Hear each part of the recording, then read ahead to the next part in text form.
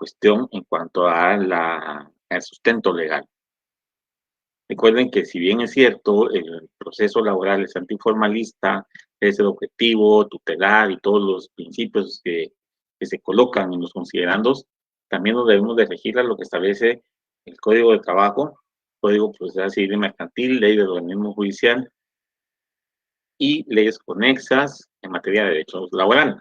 Pero el proceso laboral, el tema de contratos colectivos, conflictos colectivos, todo el aspecto legal está en el Código de Trabajo. Entonces, de ahí no nos podemos salir para decir, bueno, voy a estudiar esta otra ley, porque no hay. Tal vez la ley de regularización de la huelga, tal vez la ley de sindicalización, pero son complementos al Código de Trabajo específicos de un tema, ¿sí? Regularización de la huelga. Habla solo de la huelga, pero no me va a hablar de un pacto colectivo. La ley de sindicalización habla de los sindicatos, cómo formar un sindicato, qué es la sindicalización y demás, pero no me va a hablar de un proceso, un juicio ordinario laboral. El sustento legal lo encuentran ustedes Código de Trabajo, complementado por aplicación supletoria norma en el Código Procesal Civil Mercantil, Ley del Organismo Judicial y posiblemente alguna otra disposición que por el momento se me escapa en cuanto a el fundamento de algunas disposiciones en materia laboral. Hoy tenemos, para variar y no perder la costumbre, un aproximado de 115 alumnos conectados, de los cuales les aseguro que para el examen final van a ser como 400 o 600 y en el cuadro final son más de 700 o 800. Alguien me volvió a pedir las diapositivas. Como les dije, es la última vez que respondo a este tipo de situaciones. Yo no comparto las diapositivas por dos razones. Una, porque no está autorizado por la universidad. Y dos, porque si yo la comparto, puede ser que se la comparta a alguien que nunca se conecta a las clases, que nunca se toma el tiempo necesario, que solo las va a tener para imprimirlas y el día del examen contestar. Y eso, para que hace el sacrificio de estar pendiente todos los días sábados a las 3:30, sacrificar estudio, no estudio, sino sacrificar familia, diversión o cualquier otra actividad por estar pendiente para lograr su objetivo, es la persona que merece ese premio al final. Pero yo ignoro quiénes son los que están en forma constante. Puedo hablar de 3, 4, 5 semana a semana me escriben y semana a semana tengo el placer de contestarles porque sé que se conectan. Pero hay unos que me escriben una vez cada nunca. Es primera vez en el semestre que recibo un correo de esta persona y solo para pedirme información de sus notas. ¿En qué estamos, pues? La nota sí no le parece, pero las dudas sí nos las plantea. Y sus notas, déjenme decirle que de acuerdo con lo que me han mandado, algunos de ellos son muy bajas. ¿Cómo puedo yo garantizar que esta persona efectivamente esté esforzándose, que esté luchando por tener alguna situación de mejoría? Sí, a final de cuentas, pues no lo denota con su actuar. Vamos a ver. Vamos a contestar un par de correos antes de pasar al tema de la clase. Buenas tardes, amiga. Buenas tardes, Eugenia. Mucho gusto. Estamos para servirle. Cualquier duda, ya sabe, el correo electrónico del curso. Hay otros que siguen escribiendo por el chat de Google. Jóvenes, no respondo a esa forma de comunicación porque no es la indicada por la universidad. Ustedes tienen inquietud, tienen algún comentario, alguna sugerencia, un correo electrónico o al correo del curso.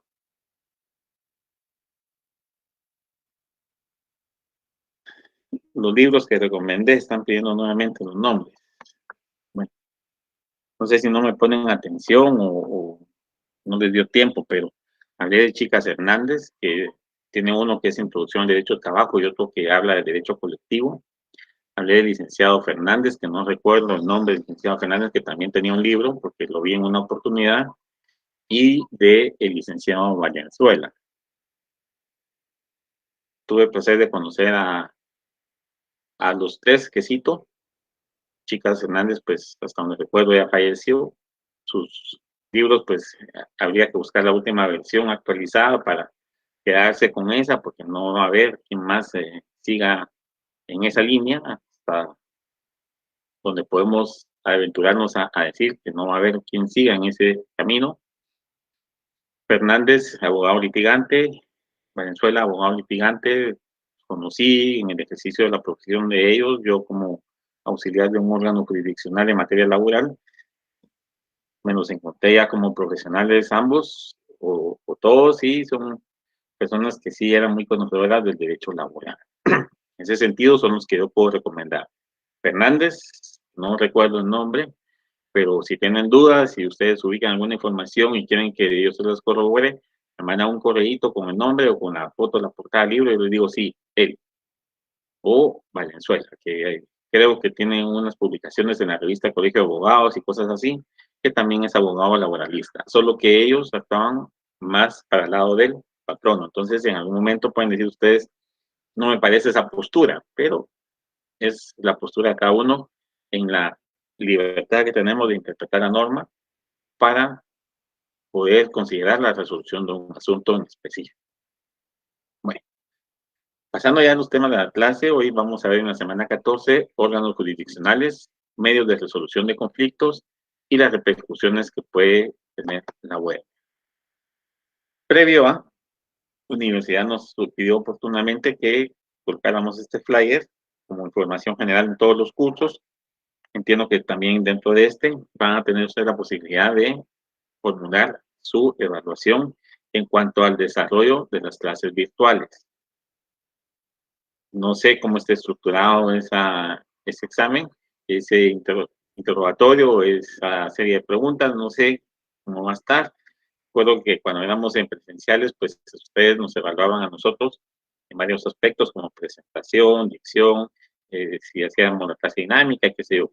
Aquí en lo virtual entiendo que cambia porque pues no podemos evaluar esos aspectos porque atrás de nosotros siempre, casi siempre tenemos una pared que a veces cambia, así como la de hoy que cambió, porque pues cambia un poco el escenario por cuestiones propias del trabajo de uno, pero son cosas que van también caminadas a que la universidad mejore su plataforma, sus servicios y otras cuestiones que vale la pena tomar en cuenta para mejorar esta forma de dar clases. Desconozco si el próximo año continuaremos o regresaremos a clases presenciales o a las clases virtuales, si mi persona va a estar, pero pues por el momento, en lo que queda del semestre, con mucho gusto yo puedo atenderles cualquier inquietud.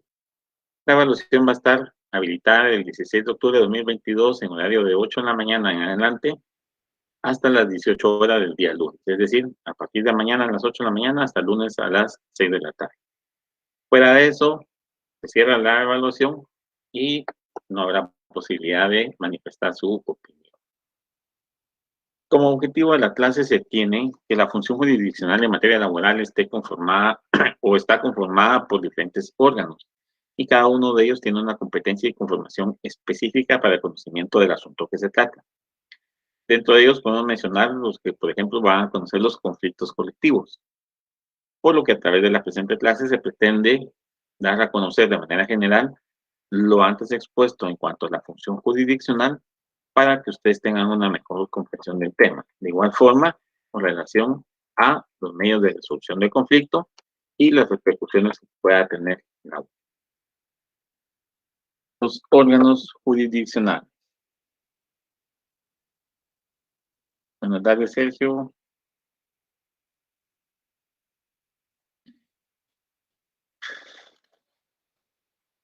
Bueno, buenas tardes, María Francela, o Franchela, no sé cómo se pronuncia su nombre, pero buenas tardes. Los órganos jurisdiccionales son los entes creados por ley que tienen como función la de atender las reclamaciones dirigidas a la realización del derecho, es decir, los entes en los que se plantean, desarrollan y deciden los procesos en general. Estamos hablando de un órgano jurisdiccional en general. Ya vimos que en materia de derecho laboral, pues los órganos tienen jurisdicción privativa y demás, que existen jueces, paz, de instancia, de sala. Vamos a ver de los órganos en general y algunas cuestiones específicas en materia de derecho del trabajo. En sentido genérico se denominan también tribunales, aunque este nombre sirve comúnmente para designar en una forma más específica a los órganos jurisdiccionales que son colegiados, es decir, que están integrados por varias personas, ¿sí? Cuando se trata de un órgano jurisdiccional unipersonal, regularmente se conoce como juez. Sin embargo, la mayoría de leyes en nuestro país hacen un uso indistinto del término. Procesal penal en algunas ocasiones, para quienes se lo conocen, lo saben, lo recuerdan, procesal penal sí hace una diferencia en el tribunal de sentencia. Pero hay algunos artículos que dice el juez del tribunal podrá. A veces el juez o es el tribunal. O los tribunales de justicia podrán, cuando estamos hablando de una etapa preparatoria o de investigación. Entonces, no es tan importante en este sentido en materia penal y laboral, porque como ustedes recuerdan, uno es antiformalista y el otro es poco formalista. De hecho, el trabajo es antiformalista. El penal es poco formalista. Distinto de un civil o de un notariado, que de escritura que no puede salir más de las 25 líneas, y menos, y los márgenes. Esos formalismos no se tienen acá. Y por eso podemos usar indistintamente juzgado o tribunal. Pero vamos a ir viendo para que ustedes, pues, que no está muy empapado el tema, pueda hacer esa diferencia en cuanto a los órganos jurisdiccionales. En todos los casos, los órganos jurisdiccionales son sedentarios, permanentes y solemnes. Quiere decir que tienen una sede, no porque permanezcan sentados, obviamente en las audiencias, pues uno está sentado, no son sedentarios porque tienen una sede específica. Permanente porque existe en un periodo indeterminado de tiempo, porque solo la Corte Suprema de Justicia puede decir en qué momento lo crea, en qué momento lo cancela o lo cierra, o deja de existir ese juzgado. Y solemnes, porque hay cuestiones solemnes que se deben de cumplir, que se deben de respetar o de observar. Por ejemplo, para quienes han litigado en un proceso penal o han visto una audiencia penal, normalmente cuando las partes están sentadas y el juez entra a la sala de audiencias, y no lo dice el secretario, lo dice el asistente, o uno regularmente se pone de pie para mostrarles el respeto a la figura que representa el juez. Y no solo la persona como juzgador, como conocedor del derecho, sino también a la investidura que tiene. Esas solemnidades son las que se refieren en cuanto a los órganos jurisdiccionales.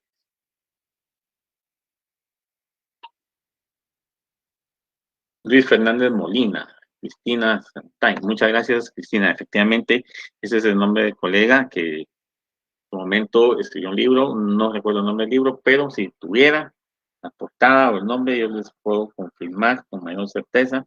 Pero sí, ese es el nombre del colega, Luis Fernández Molina, excelente abogado laboralista. Vamos a ver, Cristina me mandó una imagen.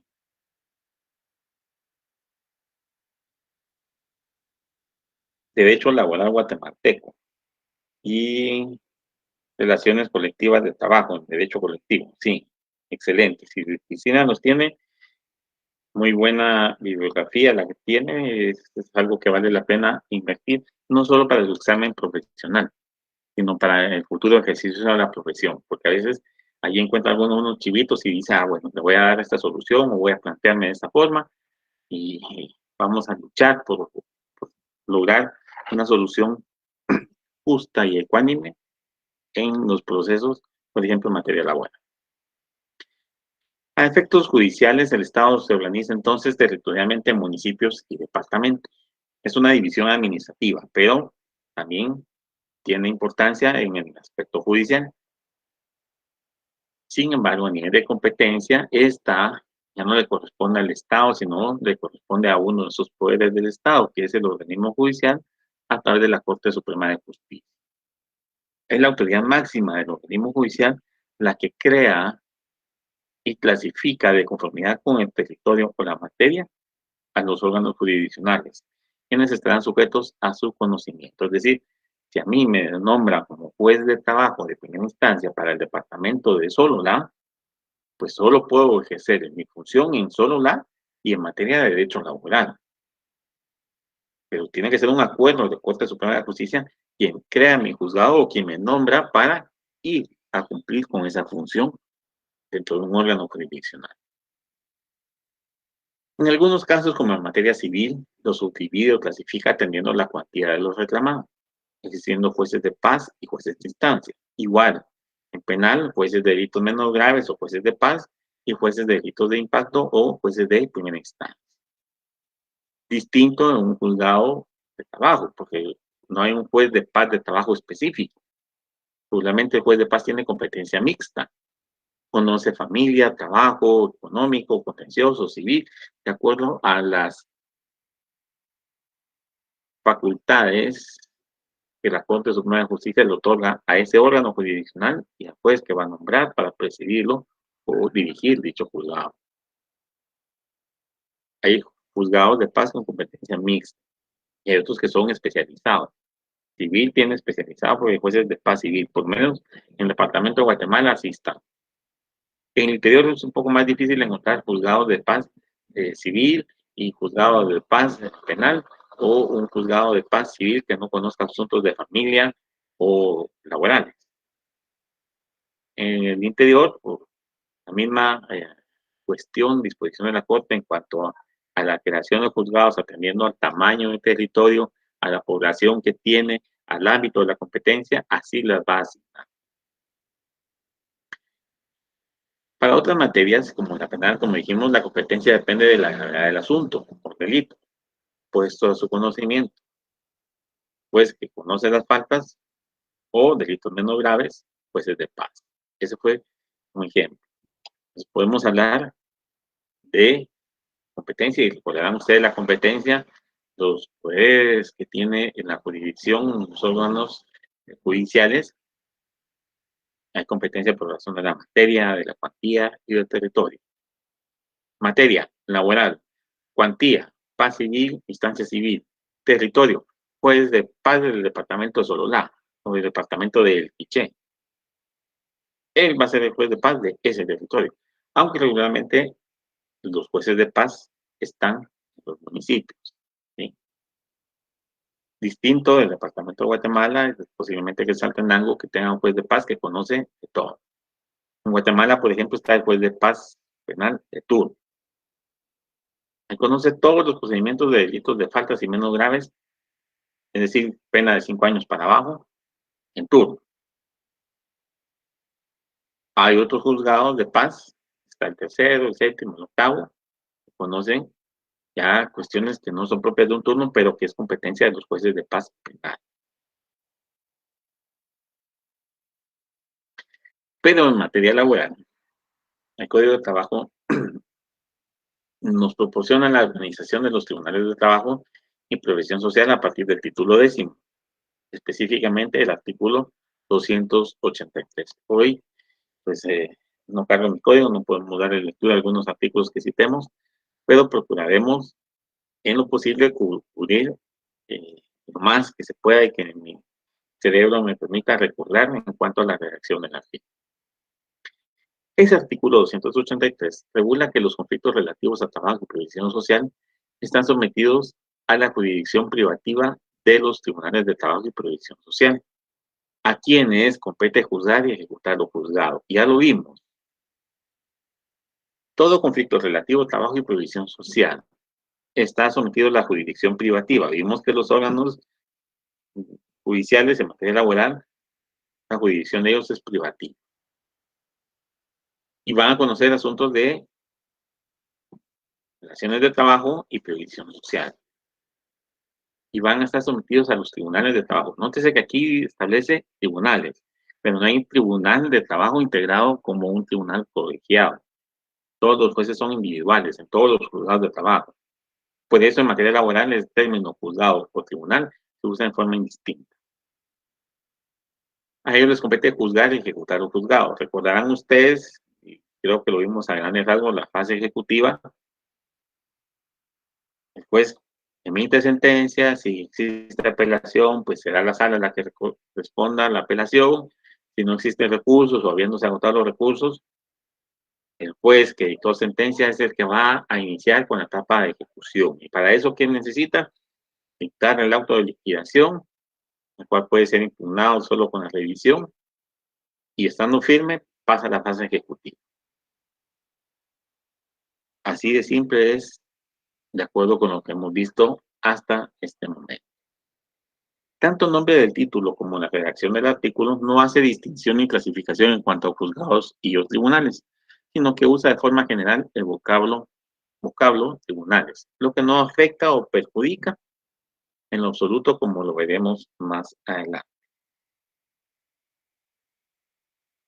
Cristina me mandó una fotografía, manual de derecho laboral de Augusto Valenzuela. Sí, pero ese es un manual para cuestiones un poco más prácticas, ¿sí? No tiene tanto estudio doctrinario, pero sí les puede servir para efecto de la práctica en el aspecto laboral. María del Carmen, consulta. Cristina tiene los libros de Chicas Hernández. Y Cristina, entonces, ¿qué le parecen los libros de Chicas Hernández? Para mí son muy fáciles de comprender. Por ejemplo, pues cuando uno está estudiando, ¿sí? Ahora ya para el nivel de maestría habría que buscar algo un poco más complejo, un poco más profundo en cuanto a ahondar en un tema específico, porque pues la maestría eso es lo que busca. Y si alguno quiere estudiarla, pues enhorabuena. Adelante, sigan preparándose.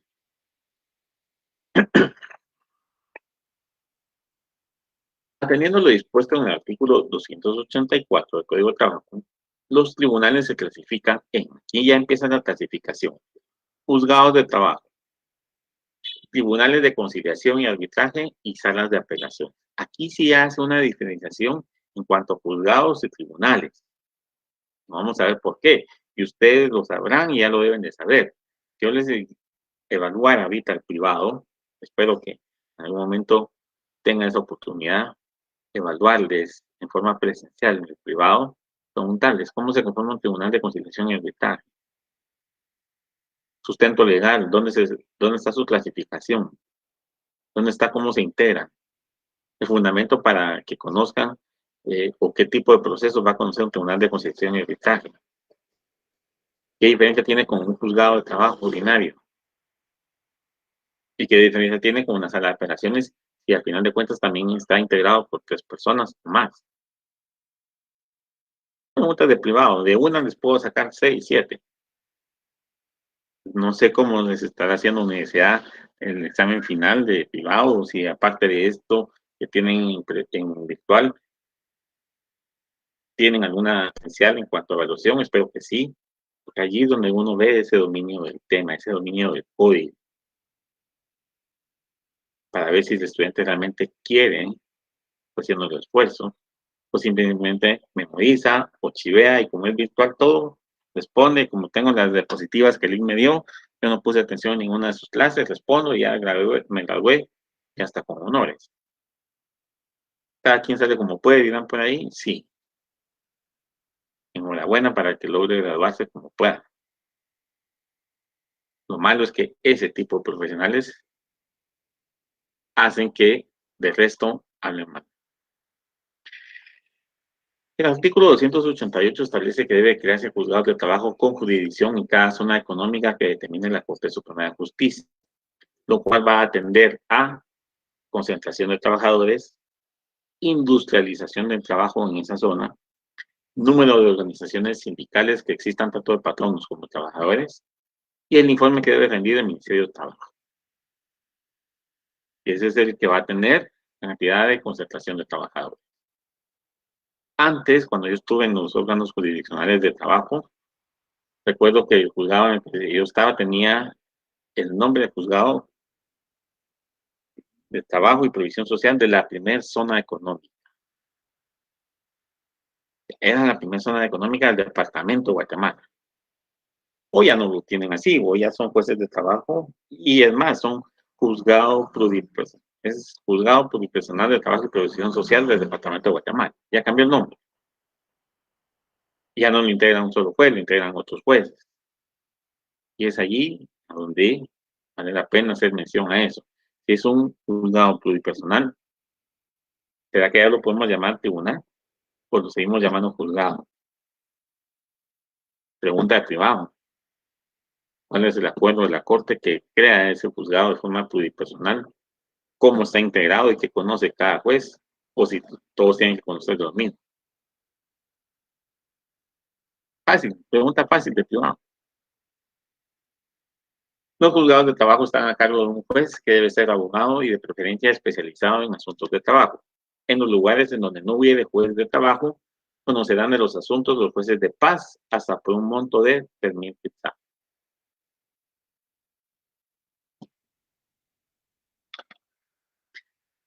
Así, bonito, ¿verdad? Un juez de paz, bueno, no hay juez de instancia de trabajo. Si el asunto no pasa de los 3,000, voy a conocer yo. Pero ¿qué pasa si el monto de los reclamados supera los 3,000 quetzales? ¿Quién conoce? ¿Será que tengo facultad de conocer? ¿Será que el juez de instancia va a conocer? Si no hay un juez de instancia. La misma norma me dice que en los lugares donde no hubiere juez de trabajo, conocerá el juez de paz. Es decir, que si no hay juez de trabajo de primera instancia, conoce el juez de paz, pero hasta un monto de 3,000 quetzales. Y si supera los 3,000 quetzales, ¿quién va a conocer? Pregunta que les dejo para sus saberes. De igual manera, el Código de Trabajo establece quiénes no pueden ser jueces de trabajo y previsión social. Pero, ahorita que ustedes le están dando lectura al artículo, que si no estoy mal es el 285, pues ahí está. ¿Cuál será el criterio que tuvo el legislador para establecer dicha prohibición? Me gustaría que tal vez María del Carmen, Cristina o María Franchera me contesten esa pregunta. Simón creo que también está presente, Pablo, Sergio, Sergio también está presente en clase, entonces cualquiera de ustedes, ¿cuál creen que fue el criterio que tuvo el legislador para establecer dicha prohibición en cuanto a quienes no pueden ser jueces de trabajo y previsión social? Asimismo, establece que deben aplicarse las disposiciones de la ley del organismo judicial como disposiciones supletorias o complementarias en cuanto a la organización de los tribunales de trabajo y previsión social. Sugerencia de lectura, artículos 286, 87 y 89, aparte de los que hemos citado en las anteriores diapositivas. Las disposiciones de la ley del organismo judicial. Es una ley que aplica a todos los órganos jurisdiccionales en la República de Guatemala, independientemente de la categoría que sea. Si ustedes conocen la ley de organismo judicial, sabrán que empiezan Corte Suprema de Justicia, funciones, atribuciones, salas jurisdiccionales, jueces de primera instancia, jueces de paz, y hace una clasificación en cuanto a los órganos jurisdiccionales, cómo se organizan, cómo se comunican entre sí, cuando es igual, cuando es mayor, cuando es menor, cuando es a la Corte. Esas cuestiones son propias de los órganos jurisdiccionales en manejo administrativo, no específicos sus funciones, pero que deben de observar en sus resoluciones. Corte Suprema de Justicia nombra jueces, crea los juzgados. Compete a la Corte Suprema de Justicia delegar el ejercicio de la jurisdicción. ¿Será que está en la Constitución esto que yo estoy diciendo? ¿Será que está en el Código de Trabajo, en el Código Penal, en la ley de organismo judicial? ¿Dónde está? ¿Dónde está el fundamento de lo que yo estoy argumentando ahorita? Que compete a la Corte Suprema de Justicia delegar esa jurisdicción. Es la única que lo puede delegar.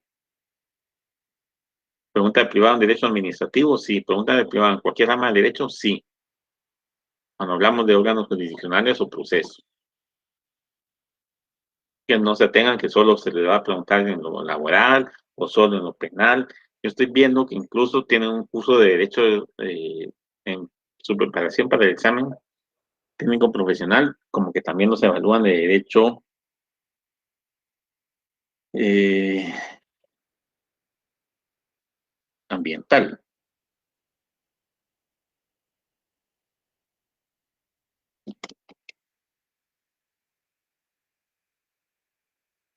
Por aquí tengo un correo donde vi una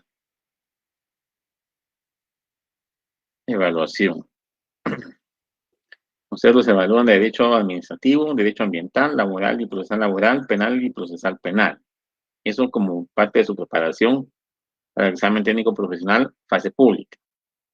En derecho ambiental desconozco, pues pues, cuál sea el objetivo de esa evaluación. Obviamente, temas ambientales al ser el objetivo principal o general, pero les pregunto también, ¿hay órganos jurisdiccionales en materia ambiental en Guatemala? ¿Qué juzgado conoce los casos de temas ambientales? ¿Cómo se maneja el tema ambiental? ¿Quién verifica el cumplimiento de las disposiciones de la Ley de Áreas Protegidas, de la Ley de Reforestación, del Consejo Nacional de Áreas Protegidas, del Reglamento de Caza, Tiro y Pesca, de todos esos temas ambientales que ustedes recibieron en su curso de legislación nacional ambiental o de legislación ambiental nacional e internacional? Porque sí, yo veía ahí las dos. Cuando dábamos clases presenciales tuve la oportunidad de dar ambos cursos y sé que los tienen y que supongo que sobre eso los evalúan. Pero ¿qué órgano jurisdiccional conoce ese tipo de procesos?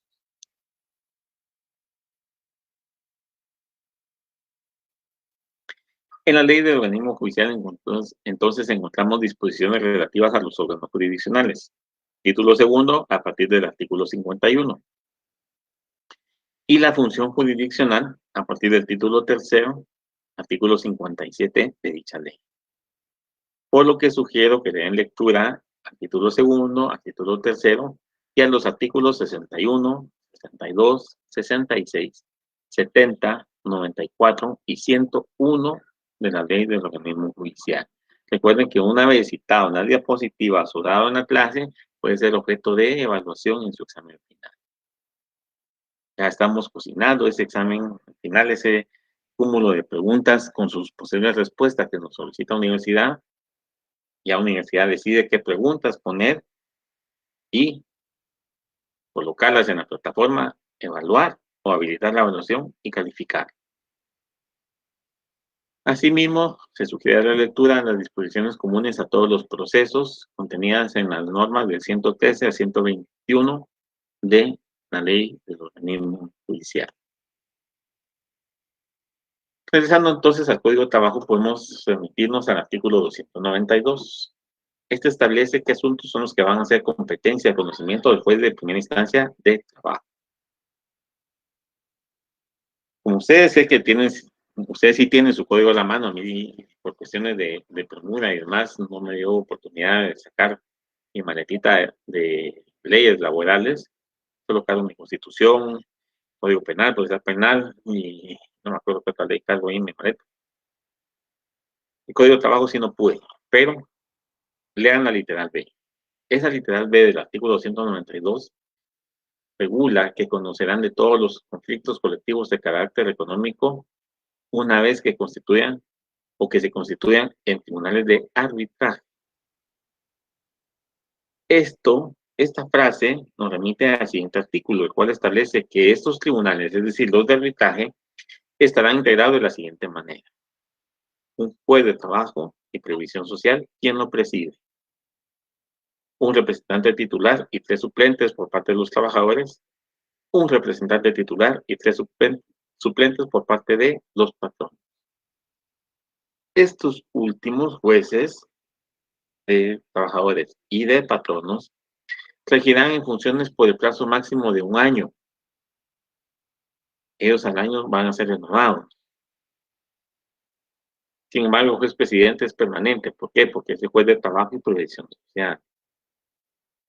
Es el único que permanece en su puesto, a menos que el Corte Suprema de Justicia lo traslade a otra judicatura, le quite la competencia en procesos laborales a ese juez, o bien el juez ya no esté en el juzgado como persona. No porque el juzgado dejó de existir, no como persona.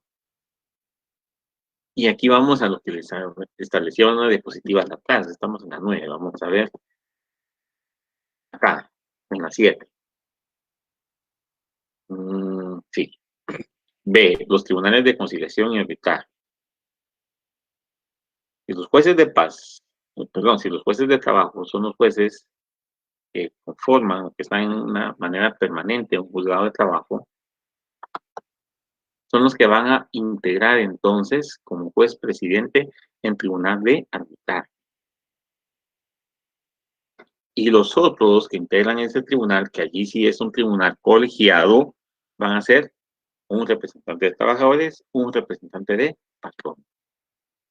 Allí sí ya podemos decir entonces que existe un tribunal, pero ese tribunal únicamente va a tener competencia para asuntos de materia de arbitraje, como los métodos de solución de conflicto de los conflictos colectivos. Fuera de eso no existe un tribunal, es un juzgado, un juez unipersonal. Los juzgados pluripersonales, ya ustedes dan lectura al acuerdo de la Corte, crean los juzgados pluripersonales en materia laboral y cuál va a ser la función o la forma en que van a trabajar.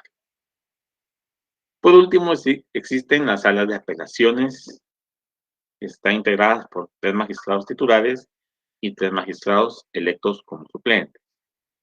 Ellos conocerán de las impugnaciones de las resoluciones de los jueces de primera instancia y de los tribunales de conciliación. La sala tiene esa facultad de conocer lo que dispuso el tribunal de arbitraje y lo que dispuso un juez de instancia en una sentencia. La sala también es un tribunal colegiado, pero no se le denomina como tribunal, se le denomina como sala de apelación. Que ya cumplieron 3 años de estar en el poder en una forma, para mí, irregular o ilegal, avalado oportunamente por Corte de Constitucionalidad y que no da certeza jurídica ni permite tener una certeza de un Estado de Derecho en materia de procesos legales en los órganos jurisdiccionales. Pero eso es tema o harina de otro costal. Para un derecho constitucional sería interesante ver ese tema de la prolongación de funciones. ¿Es delito o no es delito? Porque la Corte opinó, cuál es el sustento, analizar ese fundamento de la Corte de Constitucionalidad que oportunamente emitió.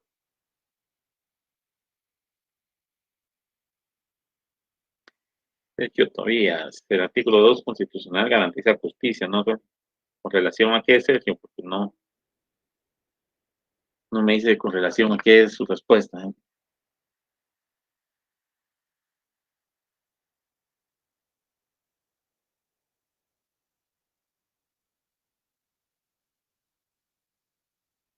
Bueno, pues su opinión en cuanto a por qué se considera que quienes no pueden ser jueces de trabajo. Aquellos que han tenido la dirección o representación judicial o extrajudicial de alguna persona y que puedan influir en las resoluciones que emita cuando sea miembro, funcionario o empleado del tribunal. Toda vez que estuvieron ligados a asociaciones patronales o organizaciones sindicales, pueden incluso llegar a que existan favores o preferencias de aquellos que conozcan asuntos o que representen a alguna de las partes. Efectivamente, si yo fui líder sindical, obviamente voy a inclinar por cualquier función sindical, por cualquier sindicato, por cualquier pelea sindical, sea justa o injusta, sea legal o ilegal. Por eso existe esa prohibición. Si yo quiero ser juez de trabajo, si alguno de ustedes quiere ser juez de trabajo, pero ahorita son parte de un sindicato, olvídense que vayan a tomar posesión como jueces de trabajo. No va a ser posible, porque pueden tener esa preferencia, como dice Froilán, en ese tipo de asuntos. Los juzgados también tienen facultad de arreglar en definitiva los mismos conflictos, una vez que se constituyen tribunales de conciliación. Asimismo, dentro de la competencia de esos tribunales está la de conocer sobre la disolución de las asociaciones sindicales, de todas las cuestiones de carácter contencioso por aplicación de las leyes y disposiciones de seguridad social, de todas aquellas cuestiones cuya cuantía excede de los 100 quetzales y de todos aquellos asuntos que por disposición de ley así se declaren. Imagínense ustedes 100 quetzales. Para 1947, que se emitió el código, en el 61 que se reformó, de 100 quetzales eran 100 quetzales. Tenía ese poder adquisitivo nuestra moneda. Hoy, usted, pero ni mercado hace con 100 quetzales a un día. Todo está carísimo, no alcanza el salario. Todo sube, el salario se quedó estancado. Y se propone o se convoca a la Comisión Nacional de Salario para que, en su función de ver cada año el cambio al salario mínimo, todo el mundo pega el grito en el cielo, hasta el Estado. Estamos en una situación de caos. Esa disposición, obviamente, de conocer hasta de 100 quetzales se encuentra desactualizada al día de hoy, tomando en consideración que, de acuerdo al salario mínimo, difícilmente exista alguna reclamación que se promueva ante los órganos jurisdiccionales que sea inferior a 100 quetzales. Por lo que, en cuanto a la cuantía, no obstante lo dispuesto en dicho artículo, pues eso ya no tiene validez, no puede tomarse en consideración porque ya el salario mínimo incluso supera ese monto. Y conocer o que exista algún proceso donde se reclama un monto de 100 quetzales como máximo, yo creo que difícilmente hay algo que al día de hoy esté en esa situación. Tal vez un poco más, tal vez un poco menos del salario mínimo, o mucho más, pues si fueran cuestiones ya propias de un despido o una situación similar, pero por 100 quetzales o menos, difícilmente haya al día de hoy algún proceso promovido. Entonces, seguimos con los 115 alumnos conectados. Sí, tenemos igual, lo mismo de siempre. Respecto a las salas de apelaciones, la Corte Suprema de Justicia, conforme las necesidades lo demanden, va a determinar el número y jurisdicción territorial de estas y conocerán en segunda instancia de los asuntos de trabajo y provisión social. Como ya dijimos, las salas están integradas con 3 magistrados titulares y 3 magistrados suplentes y conocerán de las impugnaciones de las resoluciones de los jueces de primera instancia y de los tribunales de conciliación. Conocen siempre en grado, es decir, cuando procede la apelación o la consulta, la sala de apelaciones de trabajo y provisión social va a conocer en grado. ¿Sí? Aquí es la segunda instancia. Todo recurso que habilite una apelación o un conocimiento por parte de un tribunal superior de la resolución que estamos atacando, habilita esa segunda instancia. Apelación o la consulta. ¿Será que hay más de una instancia en un proceso penal? Saliéndonos un poco del tema, pero siempre en su fase pública. Tenemos la sentencia, el tribunal de sentencia, apelamos, la sala de la Corte de Apelaciones conoce, nos vamos a casación, la Corte Suprema de Justicia conoce y planteamos un amparo, conoce la Corte de Constitucionalidad. ¿Será que hay más de una, dos, tres, cuatro instancias?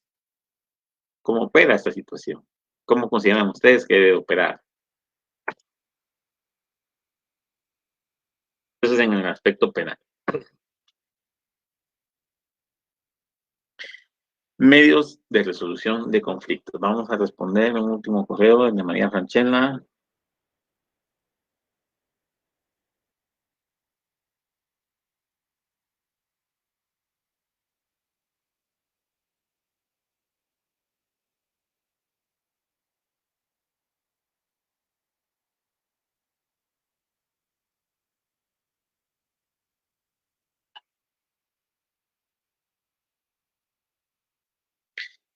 Sí, María Franchella le asiste y no le asiste la razón en su pregunta. ¿Por qué? Porque el mismo artículo 56 establece de la ley de la carrera judicial, hablando un poco de los órganos jurisdiccionales fuera del ámbito laboral. Aspirantes no graduados, dentro de un periodo de 4 años contados a partir de la vigencia de esta ley, el Consejo de la Carrera Judicial puede admitir como aspirantes a jueces de paz a personas que no cuenten con el título de abogado, es decir, se dio de plazo los siguientes 4 años. La ley de la carrera judicial tiene más de 4 años, entonces ese artículo ya no es operable, ya no es un artículo positivo. ¿Está vigente? Sí, porque la ley está vigente, no ha sido derogado, no ha sido reformado. ¿Pero es positivo? No, porque no se puede aplicar. Eso es lo que en doctrina se conoce como derecho vigente no positivo. La norma existe y está allí, no ha perdido su vigencia porque no la han derogado, no la han modificado, entonces está tal cual como fue plasmada en su momento. pero no es positivo. Y en este caso no porque no se aplique, sino porque no puede aplicarse. ¿Por qué? Porque fue para un periodo de 4 años. Es decir, este artículo tuvo vigencia 4 años a partir de que la ley entró en vigencia. Valga la redundancia. Pasados los 4 años, ese artículo queda sin efecto.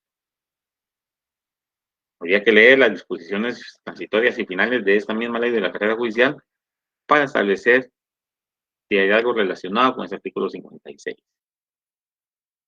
Si gusta, pues lo consulta María Sanchela, lee la ley y si podemos responderlo más adelante, lo respondemos con gusto.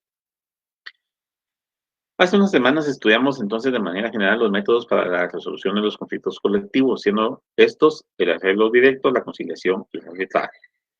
Cada uno de ellos está comprendido por una serie de pasos que permiten desarrollar el procedimiento previsto en el Código de Trabajo para la solución de estos conflictos. Cada una de esas instituciones está encaminada a resolver los conflictos presentados o que se presentan y tienen un porqué y para qué cada una de ellas. Tienen su propia regulación legal y, por decirlo de alguna manera, requisitos que deben de cumplirse u observarse para poder aplicar cada una de estas instituciones. La directa, la conciliación, el arbitraje.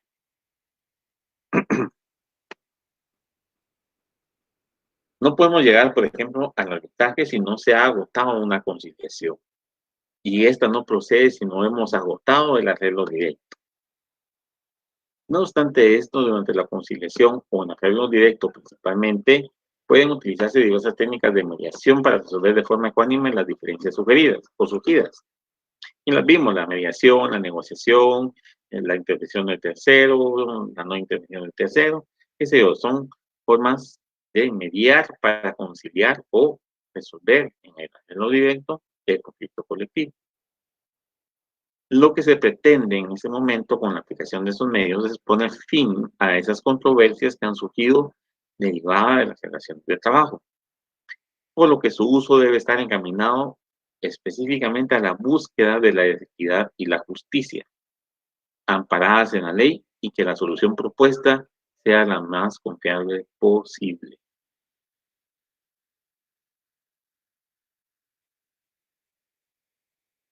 Cristina responde al artículo 386 porque debe ser objetivo e imparcial. No tanto porque debe ser objetivo e imparcial.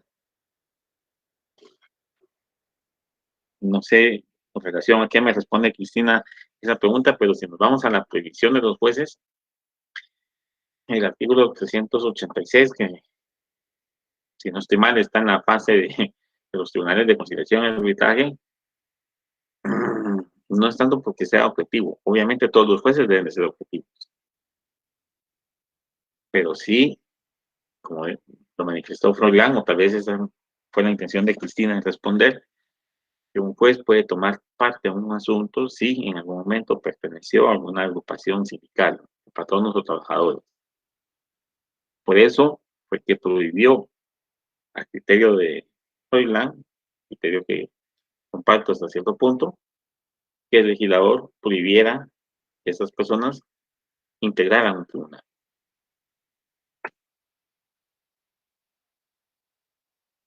Dentro de las técnicas de mediación que podemos utilizar para la resolución de conflictos, podemos decir que toda técnica consiste en el conjunto de procedimientos y recursos de que se sirva una ciencia o arte.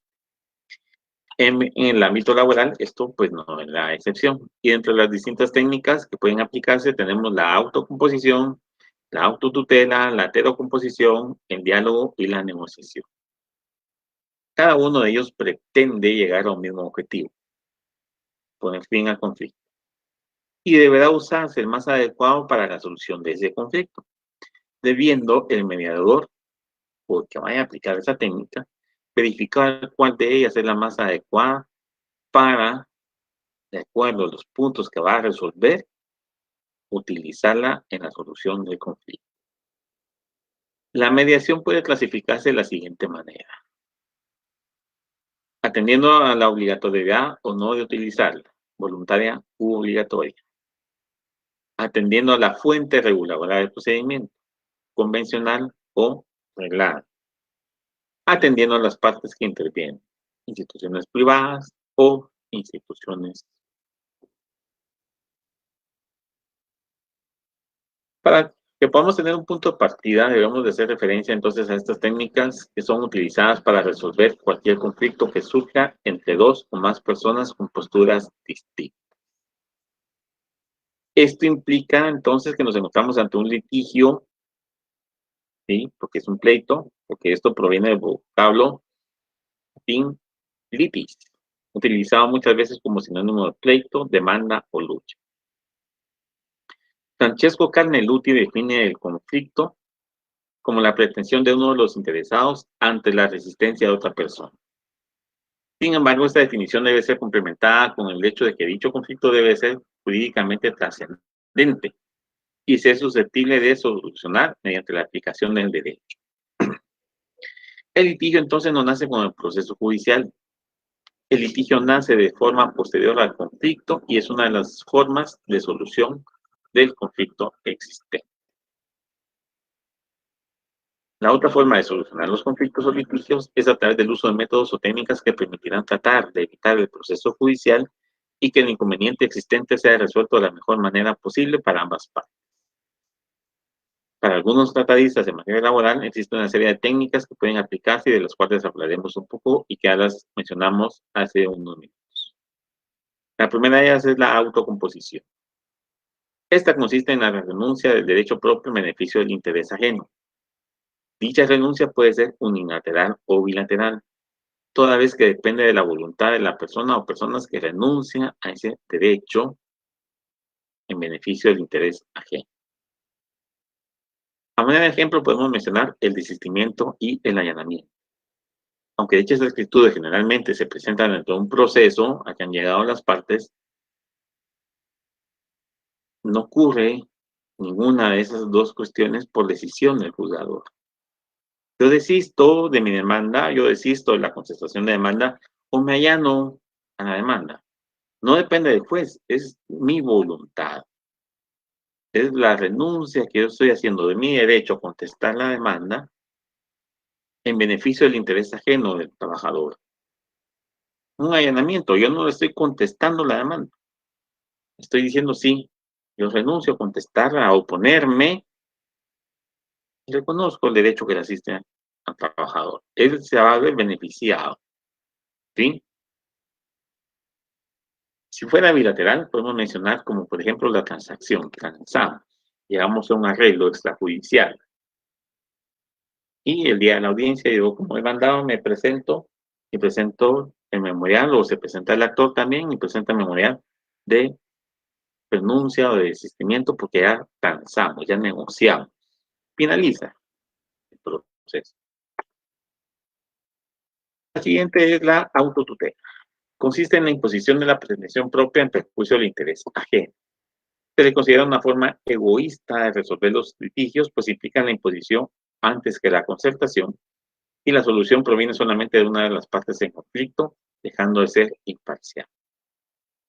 Incluso si una de las partes se encuentra en defensa de los intereses de un tercero, este no actúa por interés propio, sino resguardo de los intereses de la persona titular del derecho. Para el tratadista Alcalá Zamora, esta se caracteriza por la ausencia de un juez y la imposición de la solución por una de las partes, lo que implica la clara ausencia de una organización para la resolución del conflicto, lo cual puede ocurrir incluso utilizando la fuerza. Es decir, yo voy a imponer mi voluntad, aunque salga perjudicado un tercero. Voy a la Inspección General del Trabajo, casi yo le reconozco que le debo 5,000 de prestaciones. No, que son 20,000. Yo 5 reconozco que le debo y 5 le doy ahorita. Impuse mi voluntad. No voy a pagar los 20 que quiere. Esa podría ser un ejemplo de autotutela. La heterocomposición. En este tipo de método ocurre la existencia o intervención de un tercero que procura la solución del conflicto vinculando a las partes a su cumplimiento. Como ejemplo de dicha forma de solución tenemos el arbitraje y el proceso judicial, toda vez que la solución dictada en ambos casos obliga a las partes a su cumplimiento. ¿Ocurre la existencia o intervención de un tercero? Sí. ¿Procura la solución del conflicto? Sí. ¿Vincula a las partes a esa resolución? Sí. Sin embargo, solamente el arbitraje es el medio alternativo de resolución del conflicto, no así el proceso judicial, porque esta figura que representa la autoridad del Estado es quien resuelve el conflicto. En el arbitraje puede existir voluntad de las partes para la solución por parte del tribunal. El Código de Trabajo hace alusión únicamente al procedimiento para la resolución de los conflictos colectivos de carácter económico-social, ubicando el arbitraje como la última etapa o fase final para tratar de resolver las diferencias existentes entre las partes. El diálogo. Esta forma de solución requiere de la capacidad de los involucrados para poder intercambiar su punto de vista y empatizar con las personas, lo que nos proporcionaría la mejor forma de solventar cualquier tipo de problema.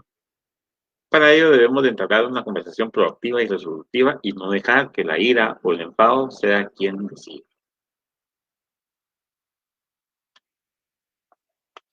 Para utilizar el diálogo como método o técnica de solución de conflicto, debemos de tomar en cuenta los siguientes aspectos. Tener una escucha activa. No solo se trata de expresar nuestra opinión, sino escuchar y entender la opinión de la otra persona. Debe existir un respeto. Respetar ese punto de vista o la opinión de la otra persona y no atacar. Hay que intentar entender la otra postura o la otra persona. No se trata de hablar y escuchar, sino, sobre todo, que haya ese entendimiento entre las dos partes. O sea, yo respeto su postura, ya lo escuché, trato de entenderlo, pero no logro hacerlo. Y como no logro hacerlo, se lo debo decir en forma sincera. Mire, no le capto su punto de vista, yo respeto su opinión, no la comparto porque no entiendo esto, porque no entiendo lo otro. Y hablar claro, sin faltar de respeto, sin intimidar, sin imponer la voluntad, porque entonces no estamos solucionando un conflicto con el diálogo. ¿Sí? La negociación. Para el autor Carles Mendieta Suñé, es el proceso en el que dos o más partes con cierto grado de poder, con intereses comunes y en conflicto, se reúnen para proponer y discutir propuestas explícitas con el objetivo de llegar a un acuerdo.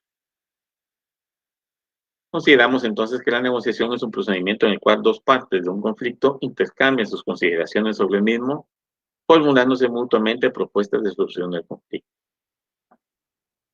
En algunas ocasiones puede contarse con la presencia de un tercero negociador o amigable componedor, el cual puede proponer la forma más adecuada de solución luego de haber escuchado a ambas partes. Sin embargo, el tercero en ningún caso es quien va a decidir el asunto.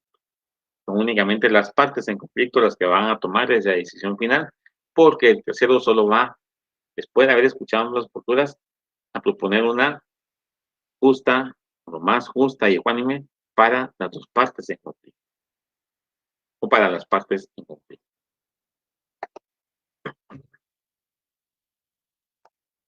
Dentro de estos conflictos, como ya vimos hace unas semanas, o la semana pasada, no recuerdo, tenemos como consecuencia la suspensión de labores por parte de los trabajadores. Es como una medida de presión, ¿sí? Y esta es la denominada huelga.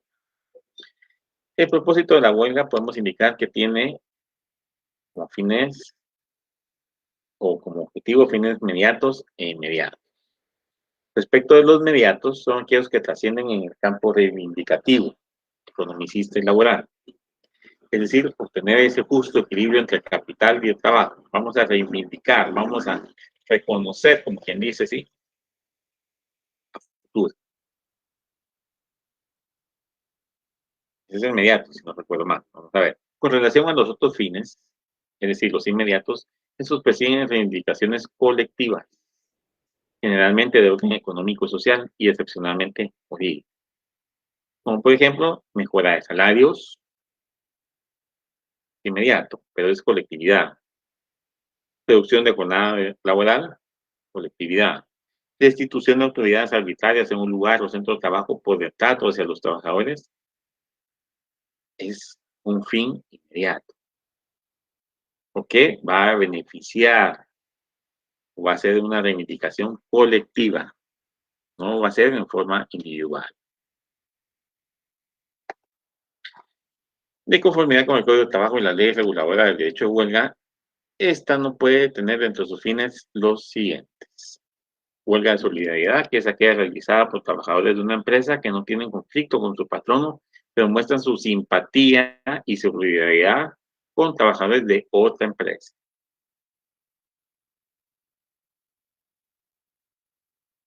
Huelga que preside de leyes, arreglos, sentencias, contratos y pactos colectivos de trabajo tampoco se puede promover, pues ese es el fin de la huelga.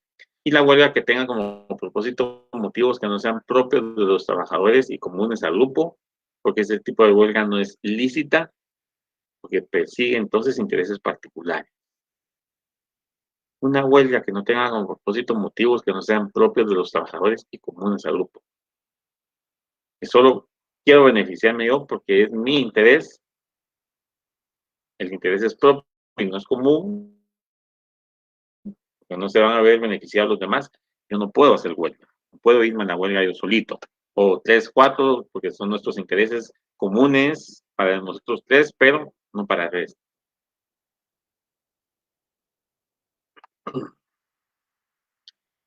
Y por último, la huelga que tenga como fin los conflictos de carácter social. No obstante este planteamiento, la Constitución Política de la República de Guatemala sí permite este tipo de huelgas, tal como lo regula en el artículo 104, al establecer que los derechos de huelga podrán ejercerse únicamente por razones de orden económico-social. Pregunta de privado. ¿Qué prevalece? ¿La norma específica o la norma general constitucional? ¿Quién tiene preeminencia en su aplicación? ¿Cuál afecta derechos laborales? ¿Cuál los faculta? ¿Cuál los promueve? No obstante, los principios que inspiran el derecho laboral. ¿Habrá algún conflicto de normas? Ustedes como jueces, ¿cuál aplican? Pregunta de privado. Si se establece que la huelga entonces, si se establece entonces que la huelga tiene alguno de estos fines, se incurriría en una huelga ilegal y esto tendría sus consecuencias económicas, sociales y jurídicas, porque no hay obligación del patrono en solventar el pago de daños y perjuicios, salarios y demás, porque la huelga fue declarada ilegal. Puedan ustedes esa situación, ¿verdad?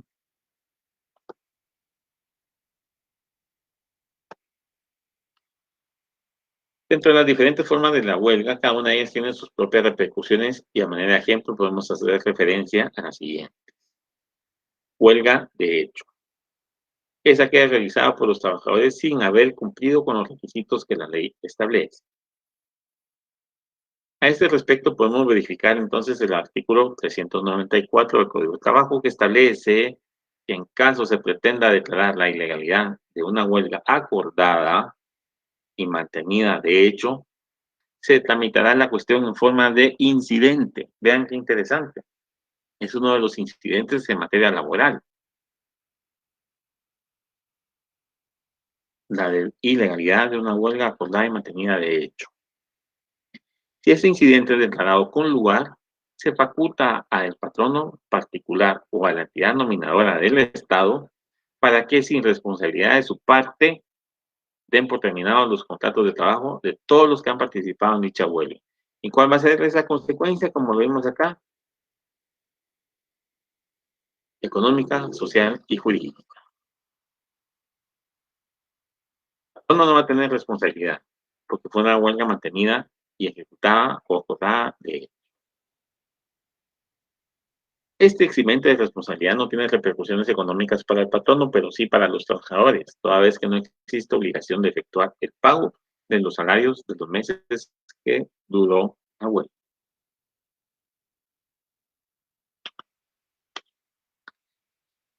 ¿Puede despedir? Sí. ¿Está obligado a pagar salarios? No. Pasaron 6 meses en huelga de hecho y al final de cuentas me declaran por lugar del incidente. 6 meses perdidos, tirados a la basura en materia de salario porque no hay obligación. ¿Por qué? Porque no cumplimos con los requisitos para irnos a la huelga.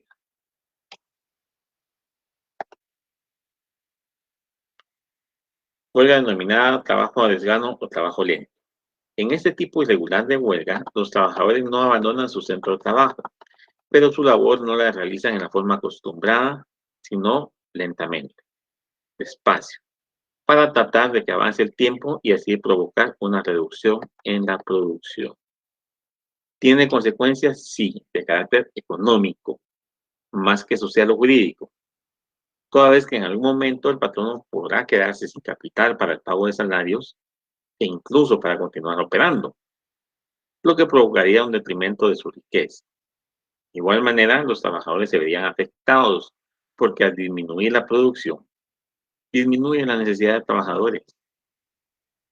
Al disminuir los ingresos y el capital, aumenta la posibilidad de incumplir con el pago de las prestaciones laborales, viéndose afectado también el trabajador. Una huelga, desgano, trabajo lento tiene repercusiones para ambas partes, y más que todo, económicas.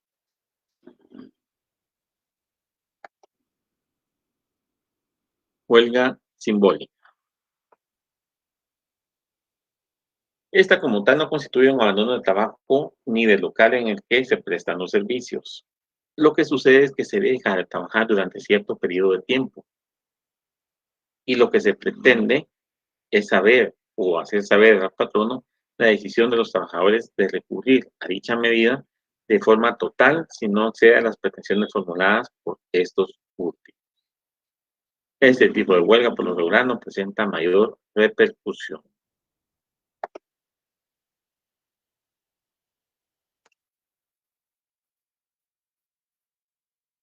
El tiempo es un pleonasmo, estamos repitiendo, lo vamos a corregir una vez. ¿Qué pretende esta huelga simbólica? Entonces, le vamos a hacer saber al patrono que los trabajadores estamos decididos de tomar esas medidas de hecho de forma total, es decir, cumpliendo con los requisitos y no exceder las pretensiones formuladas por estos últimos, es decir, por nosotros los trabajadores. No presenta mayor repercusión porque es simbólica, ¿sí? No es una de hecho, no es la anterior, que es la trabajo de desgano, no, es simbólica. Pero sepa que nos podemos ir a la huelga y que lo vamos a hacer si es necesario. Es como una medida de presión. Huelga de brazos caídos o brazos cruzados. En esta, los trabajadores asisten y ocupan sus lugares de trabajo, pero no realizan actividad alguna. Esta tiene como repercusión la ausencia de producción o de prestación de servicios, lo que afectaría no solo el patrimonio del patrono, sino también los salarios de los trabajadores. Es muy parecida a la de desgano, solo que en la de desgano se disminuye y no se hace nada. Se deja de prestar o de producir. Las consecuencias entonces serán económicas y sociales. ¿Por qué sociales? Porque si estamos prestando un servicio a un usuario, porque somos una entidad del Estado y tenemos una huelga de brazos caídos, ¿quién se va a ver afectado?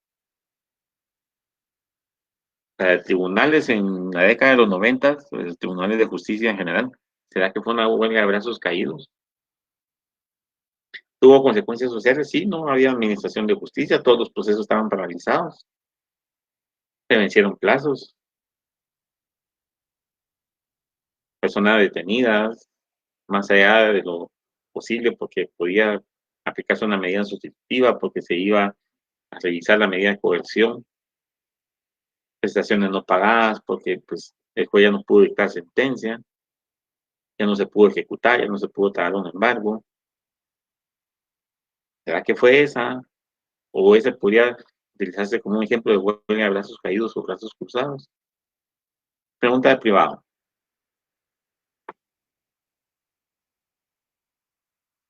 Como hemos podido observar, entonces la mayor repercusión la tendrá la huelga de hecho y luego la de brazos caídos. ¿Sí? Sin embargo, nuestra legislación no establece de forma muy clara o amplia el tipo de repercusiones que puedan tener una u otra, porque no las clasifica de esa manera. Esta clasificación que hemos visto es una clasificación doctrinaria, no tiene fundamento legal. Solo la huelga, de hecho, sí tiene una regulación legal y ya la citamos. El resto no la tiene. De brazos caídos no tiene un sustento legal. Es una clasificación doctrinaria. De conformidad con nuestro ordenamiento laboral, entonces la huelga puede producir determinados efectos, los cuales pueden clasificarse en dos grandes grupos. Derivados de la declaratoria de justicia de la huelga o los derivados de la declaratoria de injusticia de la huelga. Haremos una breve enunciación de ello. Derivados de la declaratoria de justicia de la huelga. La huelga solo suspende el contrato de trabajo, según lo que establece el artículo 70, causa de suspensión de las actividades laborales. La continuidad de la vigencia del contrato de trabajo. Los contratos de trabajo no pierden su vigencia ni prorroga a tiempo indefinido, ni prorrogan los contratos a tiempo definido o a plazo fijo. Es un efecto de la declaratoria de justicia de la huelga.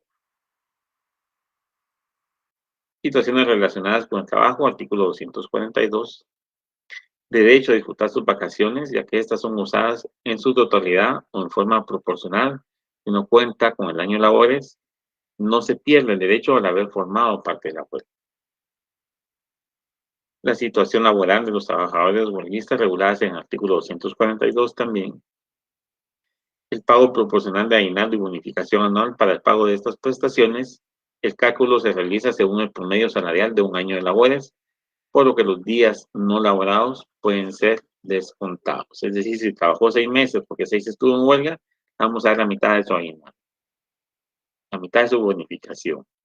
Si fueron 180 días, bueno, calculamos en base a una regla de 3 simple o compuesta, cuánto le corresponde y eso es lo que se cancela como bonificación. Carol Payera se pronunció Carol, no lo había hecho el día de hoy. En todas las clases de huelga, las consecuencias siempre son económicas y sociales, o existe alguna otra consecuencia que no sean estas dos. Lo que pasa es que existe, si lo vemos así, al final de cuentas, es una consecuencia jurídica. El patrón no está facultado para dar por rescindidos esos contratos de trabajo, para despedir a los trabajadores que se fueron a una huelga sin requisitos. Es una consecuencia jurídica. ¿Sí? ¿Por qué? Porque estamos poniendo fin a una relación de trabajo. ¿Va a tener repercusiones económicas? Sí. El trabajador no va a tener derecho a ese salario que le correspondía por el tiempo que estuvo en huelga. ¿Va a tener una repercusión económica para el patrono? No, porque se va a ahorrar ese salario. ¿Cuestiones sociales afectan a la sociedad? Por supuesto. Imagínense ustedes que, por ejemplo, vamos a mencionar nombres, un supermercado grande que se dedica a la producción, bueno, una empresa, una sociedad, porque es sociedad que se dedica a la producción de una bebida espirituosa, conocida por muchos, disfrutada por varios más, y sufrida cuando las consecuencias de excederse, pues son nefastas. Pero ese tipo de entidades, imagínese usted cuánto puede ahorrarse en pago de prestaciones si los trabajadores se van a huelga cuando no es legal. ¿Qué repercusiones sociales va a tener? La afectación a todas esas familias cuyo miembro era el que integraba esa masa laboral y que por una irregularidad, una anomalía, una ilegalidad al haberse ido a la huelga, pierde su trabajo. ¿Que ve una afectación social? Sí, por supuesto. Gozaba el IX, ya no, porque fue despedido. Ya no goza de la previsión social. Sí, pueden haber consecuencias jurídicas. Pero el efecto de esa consecuencia puede ser económico, puede ser social, puede ser ambos. Pero un efecto jurídico como tal y que solo hay que muy difícil. Yo lo he visto más que todo en el aspecto económico. En lo jurídico, no necesariamente. Pero sí puede existir, claro. Derivados de la tratatoria de injusticia de la huelga. Entonces son efectos de la injusticia. Ya vimos de la ilegalidad. Estos son de injusticia. Pérdida de salario. Artículos 242 y 396. Otro efecto. Advertencia a los trabajadores a reanudar la huelga. Esta advertencia la realiza el juez al momento de dictar la resolución que declara injusta la huelga, por lo que las labores deben de reanudarse inmediatamente. Caso contrario, el empleador puede dar por terminados los contratos de trabajo sin responsabilidad de su parte. Pregunta de privado. ¿Es necesario promover un juicio para autorización de la terminación de los contratos de trabajo? ¿O simplemente tomando como punto de partida esa resolución, puedo yo despedir porque ya después me facultó?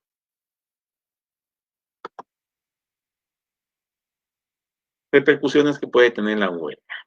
Al momento de declararse la huelga se debe establecer si esta es legal o ilegal como modalidades de la misma. Sin embargo, no obstante la huelga sea legal, esta puede declararse justa o injusta. Y si fuera el caso, los trabajadores que hayan holgado no tendrán derecho a salario por el tiempo que durare la huelga.